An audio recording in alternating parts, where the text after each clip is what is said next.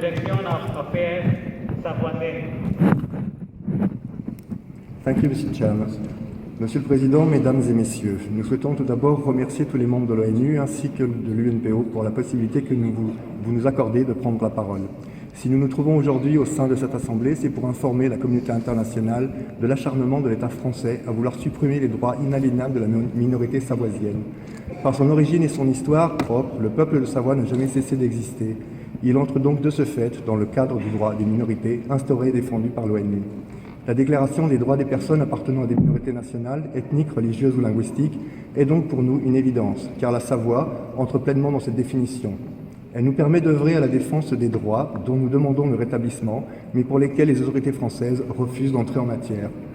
Pourtant, l'article 1er nous paraît le plus fondamental, car il dispose que les États protègent l'existence nationale, ethnique, culturelle, religieuse ou linguistique des minorités sur leur territoire respectif et favorisent l'instauration des conditions propres à promouvoir cette identité.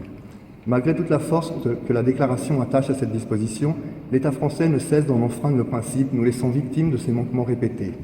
Trop souvent, les membres de notre communauté sont accablés au moyen du droit français qui, en plus de régir indûment notre minorité, s'applique en violation de ses propres règles et procédures.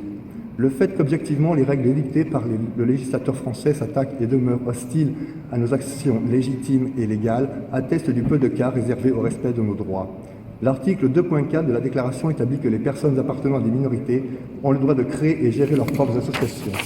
Nous avons créé la Direction aux affaires savoisiennes, la DAS, en 2014, association loi 1901 ayant pour objet la promotion et défense des intérêts de la Savoie. L'association a été reconnue par l'autorité française qui lui a concédé son droit d'activité en homologuant ses statuts le 31 août 2014, date de la parution au Journal officiel de la République française. Au demeurant, notre association n'a jamais outrepassé les droits tels que définis par la présente déclaration et nous avons pu ainsi développer la connaissance et la reconnaissance d'un peuple de Savoie. En dépit de cela, le préfet de Haute-Savoie, autorité sous tutelle du Premier ministre français, nous a assignés en justice le 25 septembre 2014. Il attaque notre association au motif que ses statuts seraient contraires au principe constitutionnel d'indivisibilité de la République. L'État français utilise tout son arsenal législatif pour exiger la dissolution de notre association, formée par et pour les Savoisiens, afin de les représenter. Cela constitue bien, par la France, une violation de l'article 2.4 de la Déclaration des droits des personnes appartenant à des minorités. Le droit de créer et gérer nos propres associations nous est donc contesté et il nous sera possiblement retiré.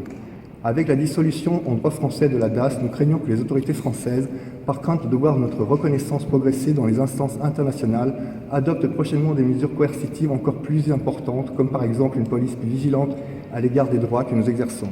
Cet acharnement injustifiable, bien que n'étant pas sans précédent, s'agissant notamment d'emprisonnement prononcés pour des motifs et des infractions bien souvent mineures, ne cesse de causer du tort à nos membres, nos proches et à notre communauté. Combien de temps devrons-nous Combien de temps devrons-nous subir le joug de l'État français avant que chaque acteur de droit reconnaisse notre existence et notre possibilité juridique?